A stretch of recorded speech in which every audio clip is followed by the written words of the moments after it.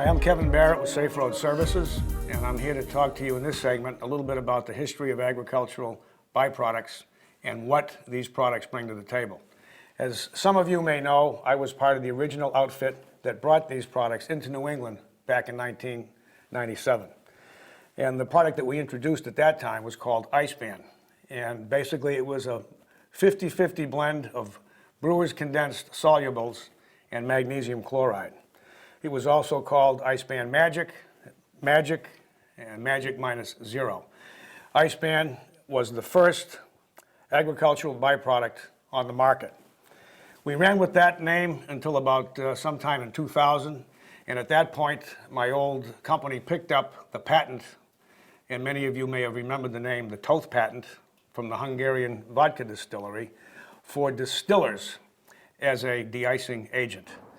And at that point, again, the name was changed to Icebegon. The only difference was the source of the agricultural byproduct was from the distillation process.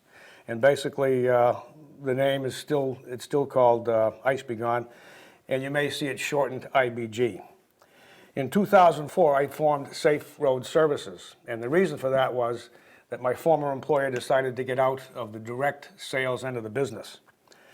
We introduced another Icepan product at that time, which was a 50-50 blend of brewer's condensed solubles and calcium chloride. And then we began to experiment with forestry byproducts, the byproduct of the pulping process. And the reason why we get into that, this was around 2006, is because Anheuser-Busch decided to install an anaerobic digester into their brewery up in Merrimack, New Hampshire. And what that did is it changed the liquid byproduct into CO2 and methane. And methane is what they use to power their boilers. So it kind of forced us into a different direction. And in 2010, we officially changed the name from Icepan to Safe Melt. Now, what do these high percentage blends bring to the table? Why are they so prevalent in today's marketplace? Basically 5 things: versatility, corrosion inhibition, reduction in salt and sand usage, environmental protection, and cost. Start off with versatility. The main thing here is that you can use this product either as an onboard pre-wetting agent, a stockpile treating agent, or a liquid anti-icing agent as far as winter operations go. This gives you a tremendous amount of flexibility with just one product.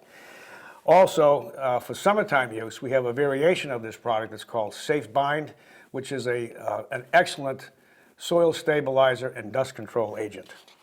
Next big feature is corrosion inhibition, and this is probably, arguably, the most important one of all. There's a component in the agricultural byproduct that acts as an extremely powerful corrosion inhibitor. It is actually less corrosive than water. It'll substantially reduce and even stop corrosion on ferrous metals, especially when you're doing stockpile treating. These products will far exceed the corrosion requirements of Pacific Northwest snow fighters for corrosion inhibition on ferrous metal. And they are significantly less corrosive than straight calcium or straight magnesium chloride brines. Another important feature is that the use of these products will allow a municipality to substantially reduce the amount of salt and sand that is used in winter operations, as much as 30 to 50%. We've seen those numbers on a regular basis from municipalities who were going from straight salt to liquids for the first time. We've also found out from field experience that the salt treated with these high percentage organics significantly outperform dry salt and salt treated with calcium chloride and magnesium chloride. Another ancillary benefit is that these high percentage blends will turn white salt brown, which will allow a municipality to start weaning themselves away from the use of sand, thus reducing cleanup costs. An important part of this whole program is environmental protection. These high percentage organic blends have a very excellent environmental profile.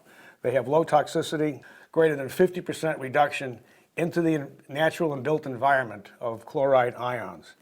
They're biodegradable, they're safe for humans to handle, and the lab tests show that these high percentage blends far exceed the P&S requirements for product purity. And the last thing that they bring to the table, again very important, is cost. These high percentage blends are extremely competitive with calcium chloride and mag chloride brines, and our safe melt product is very competitive with other agricultural byproducts on the market. Another thing that we need to talk about is that we have had over the years approvals by various Massachusetts agencies, and I'll start with the Massachusetts DEP. Back in March of 2008, we ran into a problem because unbeknownst to us, the town of Ayer has a bylaw which says that you cannot store chloride brines anywhere near their aquifer. I've never run into this before, so we had to contact the Mass DEP, and obviously there wasn't an issue for us using the product in some other location because Mass DOT has been using calcium chloride for a number of years. We also received approval from the Ayer Conservation Commission about 2 months later for both products, the winter product, Safe Melt, and the summer product, Safe Bind. But I think even more important than those two is the fact that we have received conditional approval on the island of Nantucket, which is a bear in terms of environmental restrictions. We have received conditional approval to use our dust control product, Safe Bind, in certain pre-approved areas of the island, and we are in the process of working out an arrangement where we can do an actual test and control on the island with respect to water contamination, if any at all occurs. But this has never happened before on the island as far as I'm concerned, and the Conservation Commission has also given us approval to use the winter product. So to get the green light from Nantucket, that's a big deal, and we were very happy to get that status. So in summation, not only is the product effective, but it's also going to give you an option for areas where you may live or you may work that have very, very strict environmental requirements. We can easily exceed those and be successful.